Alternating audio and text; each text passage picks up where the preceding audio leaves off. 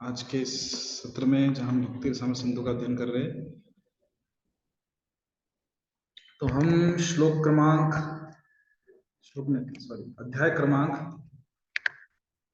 यहाँ पे पढ़ रहे हैं और मैं इसको शेयर करता हूं आपके साथ। समय कम है।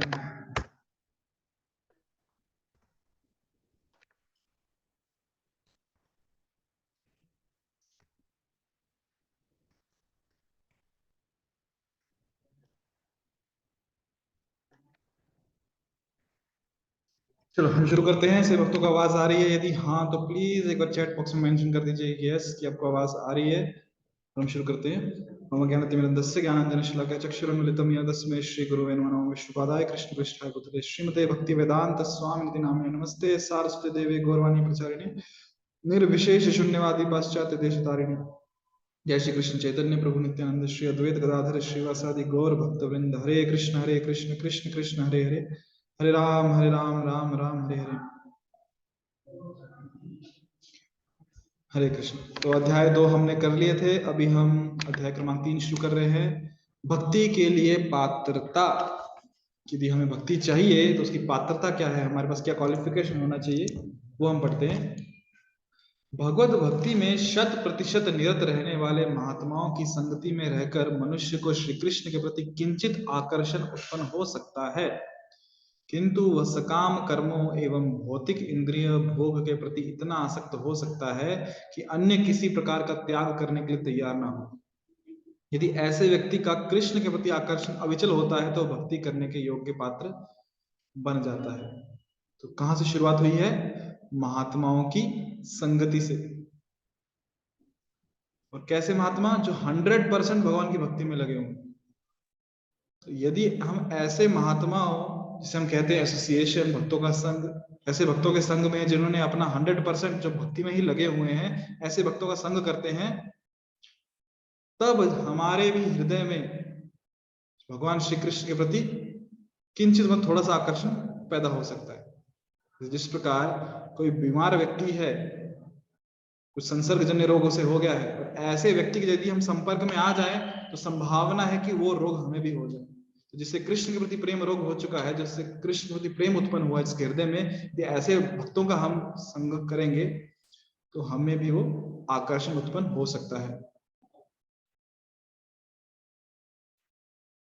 पर ऐसा भी हो सकता है, श्री प्रभुपाद जी कह रहे हैं, कि वो सकाम कर्मों में, मतलब जो भी कार्य कर रहा है उसमें उसकी भौतिक इंद्रिय तृप्ति, उसके प्रति वो इतना आसक्त है, हो सकता है कि वो किसी प्रकार के त्याग के लिए रेडी ना हो भी। तो यदि ऐसा व्यक्ति कृष्ण के प्रति आकर्षण उसका, ऐसे व्यक्ति का अविचल हो जाए कि वो हिले ना, तब जाके वो भक्ति करने की योग्यता उसमें आ सकती है।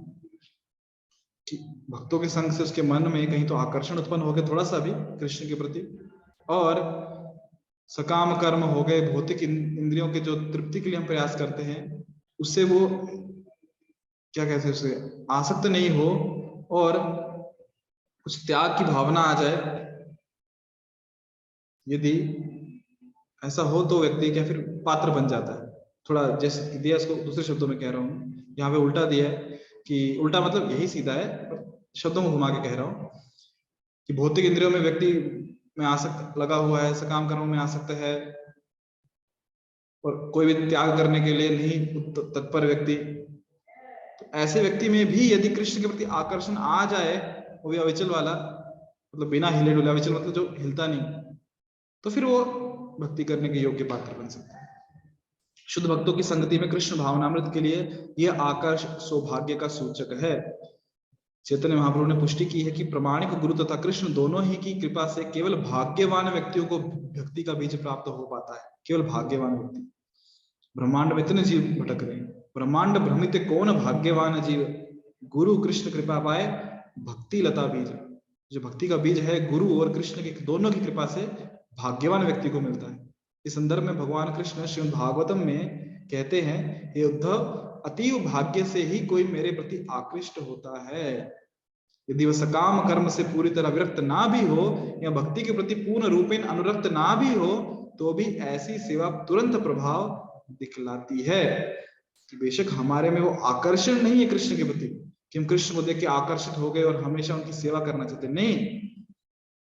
कोई भी हमने सेवा कर ली, इच्छा हो नहीं हो, फिर भी वो तुरंत लाभ दिखाती है, तुरंत अपना फल दिखाती है।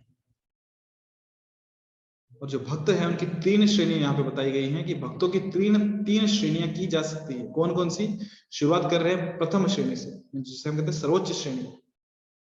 सर्वोच्च श्रेणी का वर्णन क्या है भक्ति में? तो सर्वोच्च श्रेणी का वर्णन ये है, इस प्रकार से है कि वह संबंधित शास्त्रों के अध्ययन तथा इन शास्त्रों के आधार पर तर्क प्रस्तुत करने में अतीव पट्टू होता है।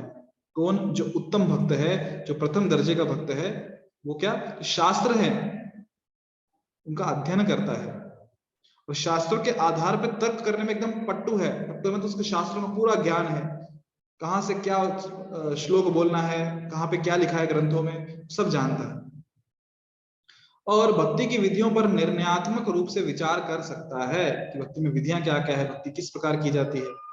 वो पूर्ण विवेक के साथ अपने निष्कर्ष प्रस्तुत कर सकता है। जो भी उन शास्त्रों का अध्ययन किया है उन्होंने, जो उत्तम दर्जे के भक्त है, तो अपने निष्कर्ष को पूर्ण क्या कह रहे हैं, विवेक के साथ, बुद्धि के साथ प्रस्तुत कर सकते हैं, क्योंकि शास्त्रों का पूरा ज्ञान है। वो अच्छी तरह जानता है, कौन? उत्तम दर्जे का भक्त, वो अच्छी तरह जानता है कि जीवन का चरम लक्ष्य कृष्ण की प्रेमा भक्ति प्राप्त करना है।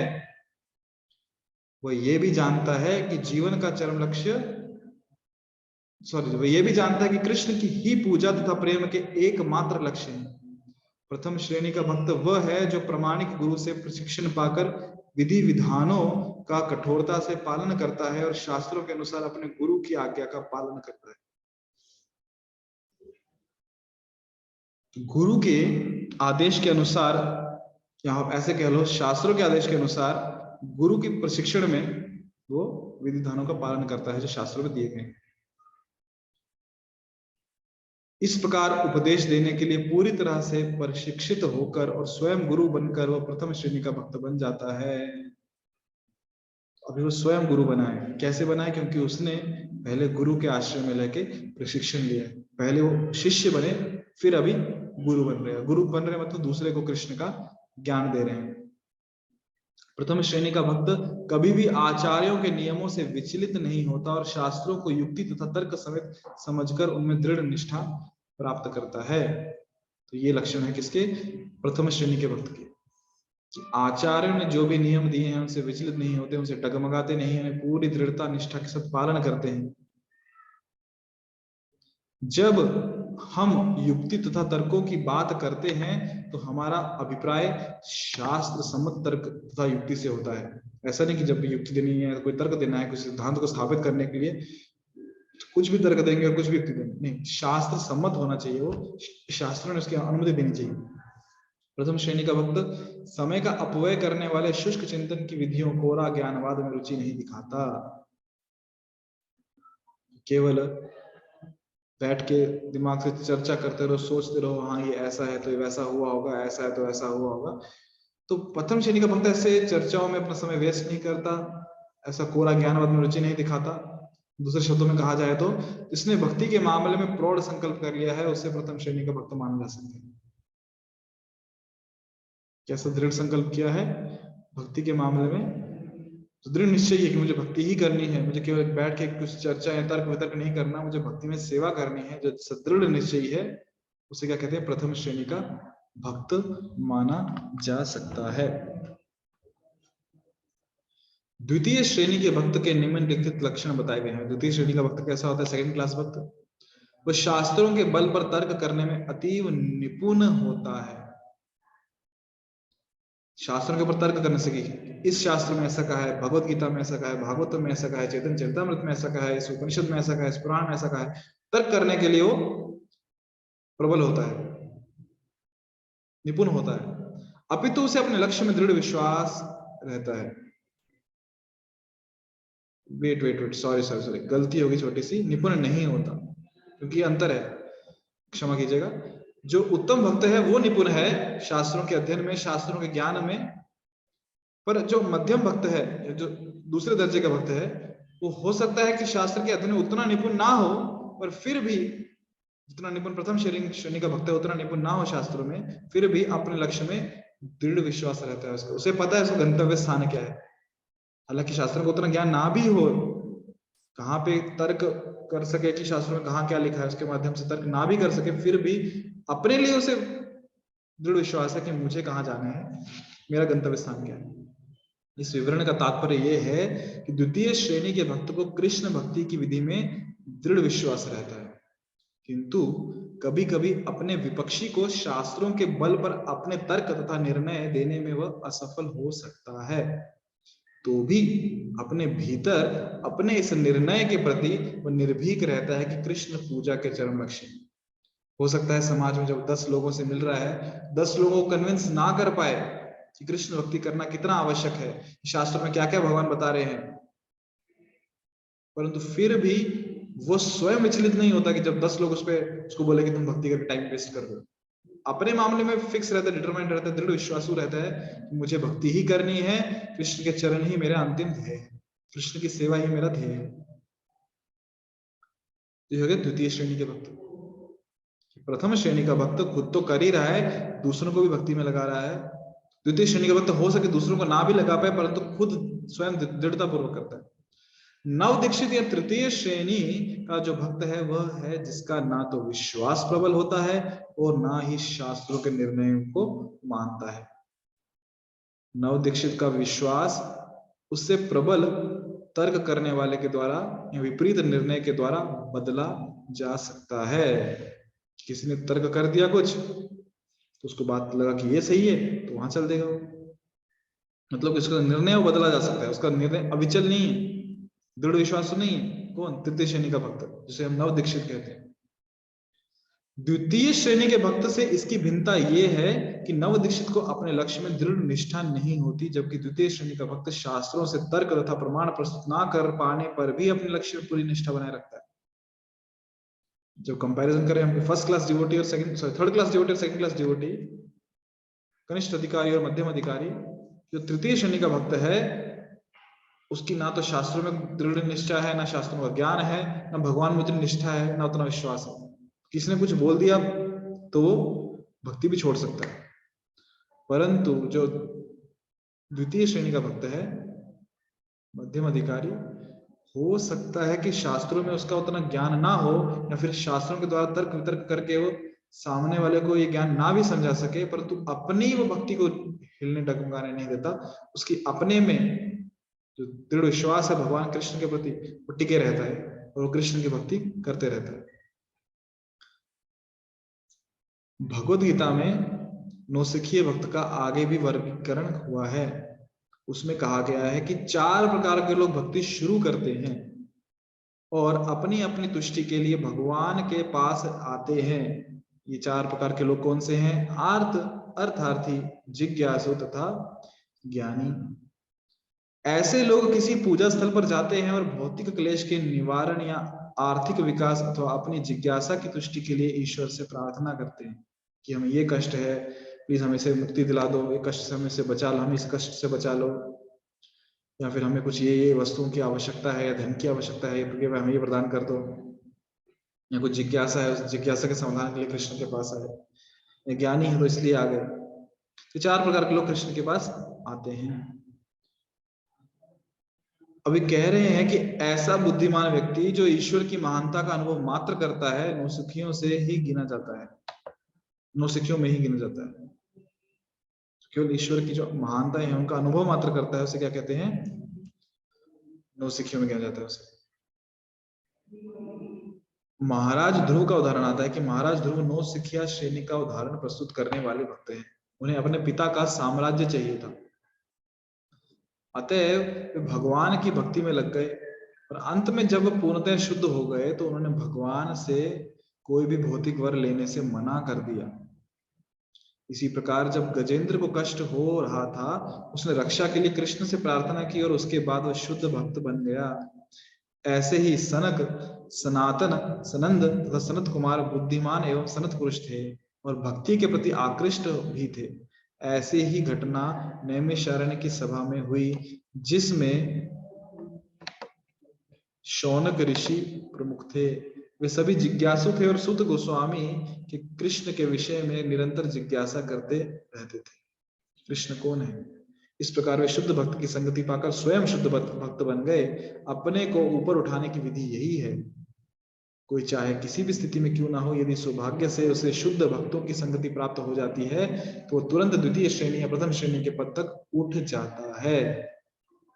तो हम किसी भी अवस्था में हो, किसी भी कारण से भगवान की शरण में आए हो, प्रथम दर्जे के भक्त हैं, द्वितीय दर्जे के भक्त हैं, तृतीय दर्जे के भक्त हैं, अर्थार्थी हैं, आर्त हैं, जिज्ञासी हैं, ज्ञान जिज्ञासु हैं, ज्ञानी, कुछ भी हैं,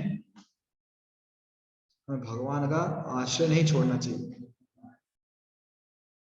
और जो भगवान के शुद्ध भक्त हैं उनका संग नहीं छोड़ना चाहिए। यदि भगवान के शुद्ध भक्तों के संग में रहेंगे, फिर हम किसी भी श्रेणी में क्यों ना हो, हम धीरे धीरे, यहाँ तो कह रहे तुरंत, बहुत जल्दी ही हम द्वितीय श्रेणी तक पहुंच जाएंगे और फिर प्रथम श्रेणी के पद तक पहुंच जाएंगे, उठ जाएंगे, हमारा प्रगति होगा। तो भगवत गीता के 7वें अध्याय में इन चारों प्रकार के भक्तों का वर्णन हुआ है और इन सबों को पवित्र माना गया है। पवित्र हुए बिना कोई भक्ति को प्राप्त नहीं हो सकता। हम भगवान का आश्रय ले रहे हैं तो हम पवित्र हो ही जाएंगे।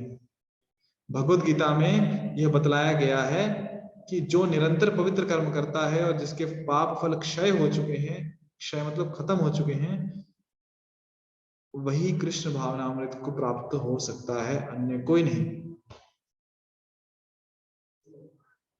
सिंपल है। जो हमेशा पवित्र कर्म करता है और इसके पाप फल खत्म हो चुके हैं। तो सबसे बड़ा पवित्र कर्म क्या है? भगवान के नाम, रूप, गुण, लीलाओं का चिंतन करना, उनका स्मरण करना, उनको कीर्तन करना, दूसरों को बताना और खुद उनका बारे में सुनना। तो इससे बड़ा पुण्य कार्य क्या हो सकता है? इससे बड़ा पुण्य कार्य कोई और नहीं है। तो नौसुखियों को उनके पवित्र कार्यों की श्रेणी के अनुसार 4 वर्गों में बांटा गया है। कौन कौन से? आर्त, अर्थार्थी, जिज्ञासु और ज्ञानी।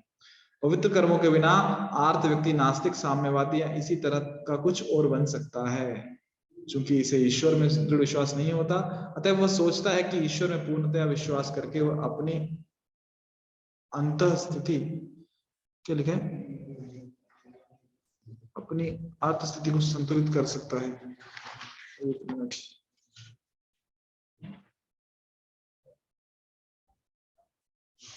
भगवत गीता के 7वें अध्याय में कौन सा पैराग्राफ है ये?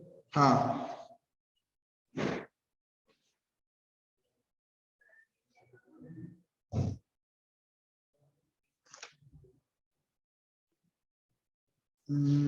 क्या ज्ञान पवित्र कर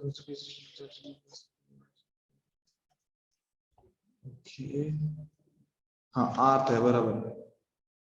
क्योंकि उसे ईश्वर में दृढ़ विश्वास नहीं होता, अतः वह सोचता है कि ईश्वर में पूर्णतया विश्वास करके वह अपनी आर्त स्थिति को संतुलित कर सकता है। तो किस लिए आया है भगवान के पास? आर्त भाव से आया है। और यदि पवित्र कर्म किए बिना, पवित्र कर्मों के बिना आर्त व्यक्ति नास्तिक, क्योंकि पवित्र कर्म नहीं करेंगे तो आर्त व्यक्ति है। आर्त व्यक्ति मतलब मुसीबत में है। मुसीबत में है मतलब उसको सहायता चाहिए, कहीं ना कहीं वो आश्रय अवश्य लेगा। और यदि वो पवित्र कर्म नहीं कर रहा, अर्थात तो भगवान की भक्ति नहीं कर रहा, भगवान का उसने आश्रय नहीं लिया है, तो क्या बनेगा? या तो नास्तिक बनेगा या फिर साम्यवादी बनेगा, कम्युनिज्म जिसे कहते हैं। मतलब भगवान को बिल्कुल आश्रय नहीं लेगा, भगवान पर श्रद्धा नहीं रखेगा, क्योंकि उसे भगवान में दृढ़ विश्वास नहीं है। इसलिए वो क्या सोचता है कि ईश्वर में पूर्णतः अविश्वास करके वो अपनी आर्थ स्थिति को संतुलित कर सकता है, कि भगवान को भूल के वो उसके ऊपर जो परेशानी है उनका समाधान कर सकता है, ऐसा उसे लगता है। किंतु भगवान कृष्ण ने गीता में बतलाया है कि इन 4 प्रकार के 9 सिखियों में जो ज्ञानी है वो उन्हें अत्यंत प्रिय होता है। क्यों ज्ञानी भगवान को प्रिय है? क्योंकि यदि ज्ञान व्यक्ति कृष्ण के प्रति अनुरक्त होता है, क्योंकि ज्ञान से व्यक्ति कृष्ण के प्रति अनुरक्त होता है, आसक्ति आती है। ज्ञान केवल ज्ञान योग वाला ज्ञान नहीं, कहीं तो ज्ञान तो चाहिए ना, थोड़ा सा भी कुछ तो ज्ञान चाहिए कि भक्ति कैसे करनी है, पंचरात्र विधि क्या है, नवधा भक्ति की विधि क्या है, नारद पंचरात्र जो विधि है, भगवान कैसे प्रसन्न होते हैं, वैष्णव कैसे प्रसन्न होते हैं, तो ये तो ज्ञान चाहिए।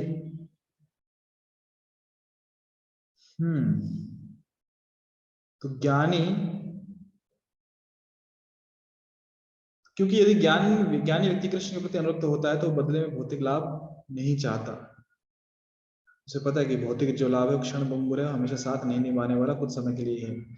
ज्ञानी पुरुष कृष्ण के प्रति अनुरक्त होने पर बदले में उनसे कुछ नहीं मांगता, ना तो दुख से छुटकारा, न धन की प्राप्ति। ज्ञानी व्यक्ति कभी ऐसा भगवान को नहीं बोलता कि सुख संपत्ति घर आवे, कष्ट मिटे तन का। ये ज्ञानी की आरती नहीं है, ये किसकी आरती है? ये अर्थार्थी व्यक्ति की आरती है। तो हमें गलत नहीं है, क्योंकि हम अब कृष्ण के पास जा रहे हैं, भगवान को ही मांग रहे हैं, पर इसके ऊपर उठना है, हमें ज्ञानी के स्तर पे आना है, जहां पे भगवान से कुछ भौतिक लाभ की इच्छा नहीं करनी। ज्ञानी पुरुष कृष्ण के प्रति अनुरक्त होने पर बदले में उनसे कुछ नहीं मांगता, ना तो दुख से छुटकारा, ना धन की प्राप्ति। इसका अर्थ है कि प्रारंभ से ही कृष्ण के प्रति अनुरक्ति का उसका मूल्य ध्येय न्यूनाधिक प्रेम रहता है। इसके अतिरिक्त वह अपने ज्ञान तथा शास्त्र अध्ययन से समझ सकता है कि श्री कृष्ण भगवान है। उसने ज्ञान, क्यों ज्ञानी है ना, शास्त्र का अध्ययन किया ही है, उसको ज्ञान भी है, तो ये जानता है कि कृष्ण कौन है, भगवान है। और इसकी पुष्टि भगवत गीता में भी हुई है कि भगवान कहते हैं कि जब मनुष्य अनेकानेक जन्मों के बाद वास्तव में ज्ञानी बनता है तो वासुदेव की शरण में ये भलीभांति जानते हुए चाहता है कि कृष्ण ही, मतलब वासुदेव ही उद्गम एवं समस्त कारणों के कारण है। बहुनाम जन्मनाम अन्ते ज्ञानवान माम प्रपद्यते, वासुदेव सर्वमिति स महात्मा सुदुर्लभ। बहुत बहुत जन्मों के बाद, बहुनाम जन्मनाम अन्ते, जो ज्ञानवान है, माम प्रपद्यते, ज्ञानवान मेरी शरण में आता है, भगवान कह रहे हैं। और फिर वो ज्ञानवान जानता है, क्यों मेरी शरण में आता है? क्योंकि वो जानता है कि वासुदेव सर्वमिति, जो वासुदेव है वो सर्वव्यापक है, सब तरफ है, और ऐसा जो महात्मा है बहुत दुर्लभ है, सब महात्मा सुदुर्लभ।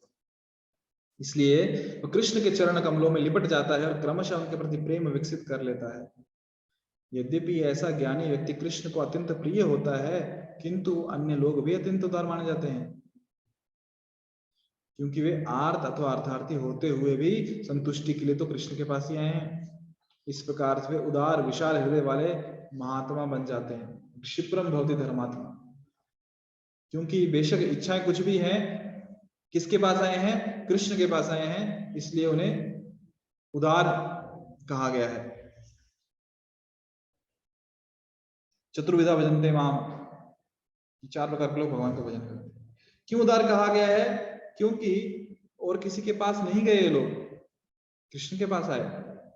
जब पुत्र या पुत्री अपने माता पिता के पास जाता है मांगने में, तो उन्हें ज्यादा अच्छा लगता है। किसकी तुलना में? कि अपना बच्चा गली गली में घूम रहा है अपनी इच्छाओं की, अपनी जरूरतों की पूरा करने के लिए, तो कौन से माता पिता को अच्छा लगेगा कि भाई हम जिंदा है, हमसे मांगो ना, गलियों में क्यों घूम रहे हो, किसी को भी क्यों मांग रहे हो? तो वैसे कृष्ण को अच्छा लगता है कि बाकियों से मांगने नहीं जा रहा है, ये मेरे पास आ रहा है, मेरा बच्चा मेरे पास वापस आ रहा है। कृष्ण को बहुत अच्छा लगता है।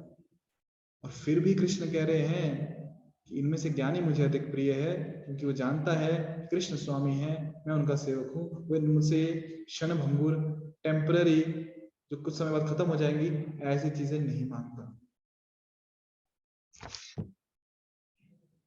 और किसी भी प्रकार से ये न केन प्रकारेण जीवात्मा भगवान के पास पहुंच जाए तो उसका शुद्धिकरण शुरू हो जाता है। और जैसे जैसे उसका हृदय का शुद्धिकरण शुरू हो गया, हृदय से कल्मश नष्ट होने लगे, वैसे वैसे वो फिर भगवान के पास आर्त भाव से नहीं जाता, अर्थार्थी भाव से नहीं जाता, जिज्ञासा भाव से नहीं जाता, फिर वो केवल क्योंकि उसे ज्ञान आ गया है कृष्ण स्वामी है, मुझे उनका सेवक हूँ, फिर केवल इसी भाव से जाता है कि मुझे कृष्ण की सेवा करनी है, क्योंकि सेवा करना ही मेरा स्वभाव है।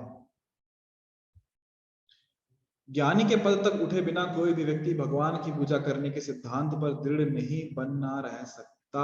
दृढ़ता चाहिए तो ज्ञानी बनना पड़ेगा, क्योंकि जो अर्थार्थी है, जो किसी इच्छा की कामना से आया है, तो उसकी इच्छा पूरी होगी तो भगवान को छोड़ के चला जाएगा। यदि इच्छा पूरी नहीं हुई तो डेफिनेटली छोड़ के जाएगा। आरतु है, उसकी समस्या भगवान ने सॉल्व कर दी, टिकेगा, नहीं की तो छोड़ देगा। और जिज्ञासु की जिज्ञासा हो गई पूरी, राम राम। अल्प बुद्धि या वे जिनकी बुद्धि माया के वशीभूत होने से चली गई है, प्रकृति के गुणों के प्रभाव में आकर विभिन्न देवताओं के प्रति आसक्त हो जाते हैं। अल्प बुद्धि, कम बुद्धि है, इसलिए देवताओं में आसक्त हो गए। ज्ञानी तो यह जानता है कि जिसने ये भली भांति हृदयंगम कर लिया है कि वह आत्मा है, केवल शरीर नहीं। क्योंकि उसे अनुभूति होती है कि वह आत्मा है और कृष्ण परमात्मा है, अतः वह जानता है कि उसका घनिष्ठ संबंध कृष्ण से होना चाहिए, ना कि शरीर से। ज्ञानी है ना, जानता है वो कि मैं कौन हूं, मैं आत्मा हूं। कृष्ण कौन है? वो परम आत्मा है। तो हमारा संबंध होना चाहिए आपस में। वो कैसा घनिष्ठ संबंध? वो जानता है कि मैं शरीर नहीं हूं, शरीर के साथ कब तक संबंध रखूं, हमेशा तो साथ में रहने वाले हैं। आर्थ तथा अर्थार्थी देहात्म बुद्धि में रहते हैं। देहात्म बुद्धि मतलब खुद को देह से समझते हैं, क्योंकि दुख तथा धन की आवश्यकता ये दोनों ही शरीर से संबंधित है। जिज्ञासु व्यक्ति आर्थ तथा अर्थार्थी से कुछ ऊपर होता है, फिर भी वह रहता तो भौतिक स्तर पे ही है। किंतु कृष्ण की खोज करने वाला ज्ञानी भली भांति जानता है कि मैं आत्मा या ब्रह्म हूं और कृष्ण परमात्मा या पर ब्रह्म है। वह जानता है कि अधीन तथा सूक्ष्म होने के कारण आत्मा को अनंत तथा परमात्मा कृष्ण से युक्त होकर रहना चाहिए। आत्मा जो है अधीन है, छोटा है, सूक्ष्म है, भगवान के अंडर है, इसलिए उसे अनंत जो परमात्मा है उनके से युक्त होकर रहना चाहिए, उनके आश्रय में रहना चाहिए। कृष्ण के साथ ज्ञानी का यही संबंध है। तो ये संबंध है किसका? कृष्ण का और ज्ञानी का। तो यहाँ हम रुकेंगे, आगे हम कल पढ़ेंगे, क्योंकि मीटिंग हमारी 10 मिनट में समाप्त होने वाली है, समय भी हो गया है। तो जिन भक्तों को कुछ प्रश्न हैं, आप अपने अपने प्रश्न पूछ सकते हो, माइक ऑन करके ये चैट बॉक्स में डाल सकते हो। यहाँ हम रुक रहे हैं।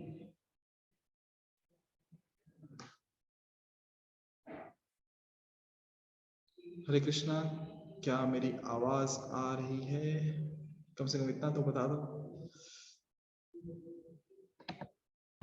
हरे कृष्ण प्रभु जी। हरे कृष्ण। यस माता जी। प्रभु जी, वो नवसखिया क्या है? मतलब नवसखिया नवसिखिया means new fight. New fight मतलब जो अभी नया आया है, जैसे कहते हैं ना ट्रेनिंग, अभी अभी उसने सीखना शुरू किया है। नवसिखिया भक्त, भक्ति में नया है वो। इंग्लिश में कहते हैं new devotee, new fight devotee. जैसे हम कभी कोई कंपनी ज्वाइन करते हैं, पहले 6 महीने सिर्फ ट्रेनिंग रहती है, न्यूली ज्वाइन है हम। नौ सिखिया मतलब नया भक्त, जिसकी अभी अभी दीक्षा हुई है, अभी अभी भक्ति में आया है। या तो हम, अच्छा एक और चीज, नव सिखिया भक्त, उसका संबंध क्योंकि नया है ना, नया होने के कारण उसको सिर्फ भगवान से लेना देना होता है, आगे पीछे कुछ नहीं देखता वो, मैं और मेरे भगवान। फिर भगवान की जो सामग्री है उसको उसका कुछ लेना देना नहीं। भगवान की सामग्री मतलब भगवान के भक्त भी भगवान की सामग्री है। तो भगवान के भक्तों को नजरअंदाज कर देता है, उसे भक्तों से कुछ लेना देना नहीं, उसे सिर्फ भगवान से लेना देना। तो ये नौसिखिया भक्त जो कि अभी भक्ति में नया है, उसे ज्यादा शास्त्रों का ज्ञान नहीं है, उसकी श्रद्धा भी भगवान में भी उतनी दृढ़ नहीं है, एक हवा का झोंका आया और उड़ के चला जाएगा, तो इसे कहते हैं नौसिखिया भक्त। जी माता जी। ओके, थैंक यू प्रभु जी। हरे कृष्ण।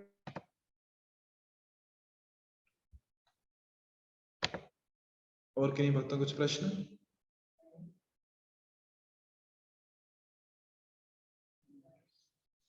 तो किसी के कुछ प्रश्न नहीं है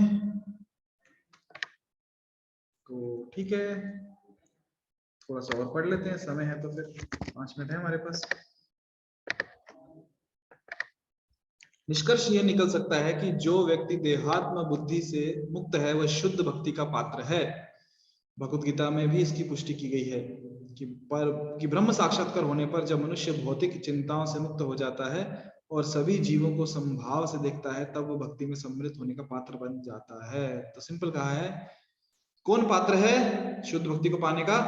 जो देहात्म बुद्धि से मुक्त हो गया, अर्थात वो ये नहीं सोचता, वो ये नहीं, मतलब उसे पता है कि वो शरीर नहीं है, उसे पता है कि वो मन नहीं है, उसे पता है वो आत्मा है और आत्मा को परमात्मा की सेवा करनी चाहिए। इस कारण वो भौतिक चिंताओं से भी मुक्त हो जाता है और सब जीवों को समान भाव से देखता है। सबको शरीर नहीं देखता है कि ये कुत्ते का शरीर है या ये ब्राह्मण का शरीर है, गाय का शरीर है, हाथी का शरीर है, कुत्ता खाने वाले का शरीर है, क्षत्रिय का शरीर है, नहीं। सब में देखता है कि सब शरीर बेशक कितने भी हैं, सब में आत्मा है और परमात्मा है। इसलिए वो ऐसा व्यक्ति शुद्ध भक्ति का पात्र है। जैसे कि पहले कहा जा चुका है कि सुख 3 प्रकार का होता है, भौतिक, आध्यात्मिक और भक्तिमय सुख। जब तक मनुष्य भौतिकता से ग्रस्त रहता है तब तक भक्ति और इससे प्राप्त होने वाले सुख संभव नहीं है। चाहे भौतिक भोग की आकांक्षा हो या ब्रह्म से तादात्म्य होने की, ये दोनों ही भौतिक धारणाएं मानी जाती हैं।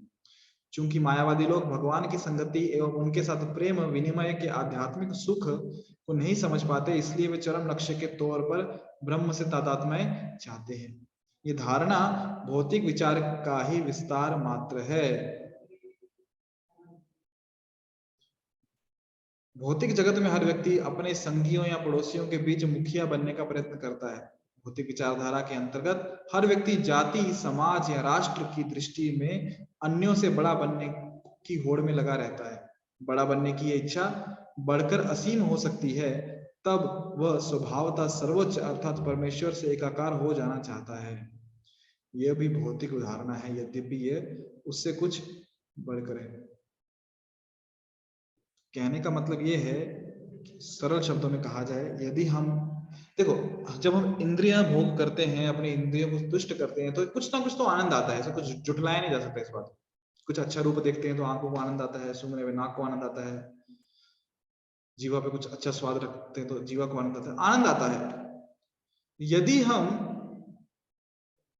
जो इंद्रियों के आनंद से जो आनंद आता है उसकी तुलना ब्रह्मानंद से करें कि जब व्यक्ति भौतिक जगत से मुक्त हो जाता है या ब्रह्म में लीन हो जाता है, तुलना ऐसी है कि जो ब्रह्म में आनंद आता है वो समुद्र के समान है, और जो भौतिक आनंद है जो इंद्रियों से आ रहे हैं वो तुच्छ एक बूंद के समान है। तो ब्रह्म में लीन होने का जो आनंद है, जो ब्रह्म में लीन होने का जो आनंद, जो सागर के समान आनंद है, उसके सामने भौतिक इंद्रियों का सुख कैसा लगता है, एक छोटी सी बूंद के समान। उसी प्रकार जो भक्तिमय जीवन में जो समुद्र के समान आनंद है, उसके सामने ब्रह्म में लीन होने का आनंद भी एक तुच्छ बूंद के समान दिखता है। अर्थात भौतिक इंद्रियों से श्रेष्ठ आनंद ब्रह्म में लीन होने का है, और उससे भी श्रेष्ठ कई गुना आनंद क्या है, भगवान की भक्ति में सेवा करना। जो इंद्रिय तृप्ति में आनंद आ रहा है या जो ब्रह्म में लीन में होने में आनंद आ रहा है, दोनों आनंद को भौतिक कहा गया है, दोनों भौतिक भोग है, ये दोनों भौतिक धारणाएं हैं। क्योंकि वो इतना परेशान हो चुके हैं भौतिक जगत से कि तकलीफ होती तो बोलते हैं कि ठीक है, मुक्ति चाहिए इससे, क्योंकि वो आध्यात्मिक सुख क्या है उसे समझ नहीं पाते। एक और इसे विषय कहा जाए कि जो लोग, जैसे होता है ना कि हम ब्रह्म में लीन क्यों होना चाहते हैं, अच्छा शरीर कष्ट दे रहा है, मन कष्ट दे रहा है, तो जब बहुत कष्ट बढ़ जाते हैं कि अभी कुछ समझ नहीं आता व्यक्ति को, तो व्यक्ति को एक ही रास्ता दिखता है कि ये कष्ट क्यों हो रहे हैं, क्योंकि मैं जीवित हूँ। कष्ट क्यों हो रहे हैं, क्योंकि मैं शरीर में हूँ। कष्ट क्यों हो रहे हैं, क्योंकि मन मेरे साथ है। तो मैं क्या करता हूँ, इस शरीर का त्याग कर देता हूँ, मैं आत्महत्या कर लेता हूँ, मैं सुसाइड कर लेता हूँ। अभी जो लोग इस शरीर से परेशान हो गए हैं, तो वो क्या करते हैं कि हम कहां से आए हैं, भगवान से आए हैं, तो भगवान में ही लीन हो जाते हैं। आत्महत्या ही हुई एक तरीके की, मुझे शरीर से मुक्ति चाहिए, हम ब्रह्म में लीन हो जाए। जिस प्रकार कोई अगर यदि बालक अपने माता पिता से कहे कि हे माते, इस शरीर में इस संसार में बहुत दुख है, मैं आपके गर्भ में ही अच्छा था, तो मुझे वापस गर्भ में ले लो, संभव है क्या वो? नहीं। आनंद कहाँ पे है? आध्यात्मिक जो आनंद है वही श्रेष्ठ आनंद है, और हमें आध्यात्मिक क्रियाओं को करने का प्रयास करना चाहिए।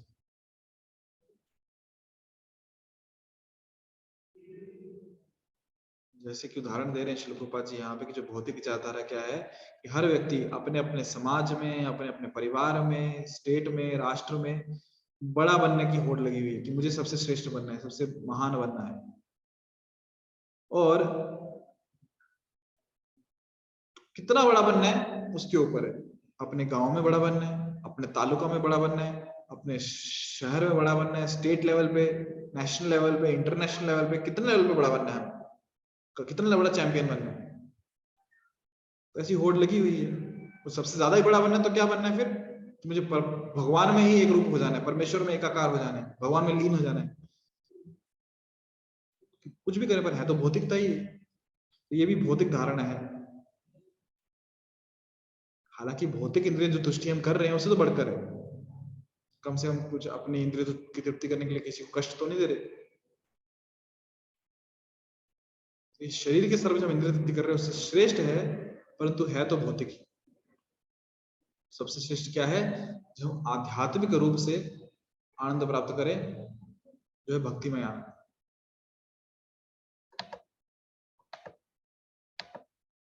तो यहाँ हम रुकेंगे। तो पेज नंबर कौन सा है? 32 तक हमारा हो गया, कल 33 से स्टार्ट करेंगे। हरे कृष्णा। तो यहाँ रुकते हैं। भक्ति साम्र सिंधु की जय, श्री रूप गोस्वामी की जय, श्रील प्रभुपाद की जय। वंशा कल्पतरुभ्यश्च कृपा सिंधु भैवच पतितानां पावनेभ्यो वैष्णवेभ्यो नमो नमः। अनंत कोटि वैष्णववृंद की जय, श्रील प्रभुपाद की जय। कल मिलते हैं शाम को ठीक 7 बजे। तब तक के लिए हरे कृष्णा।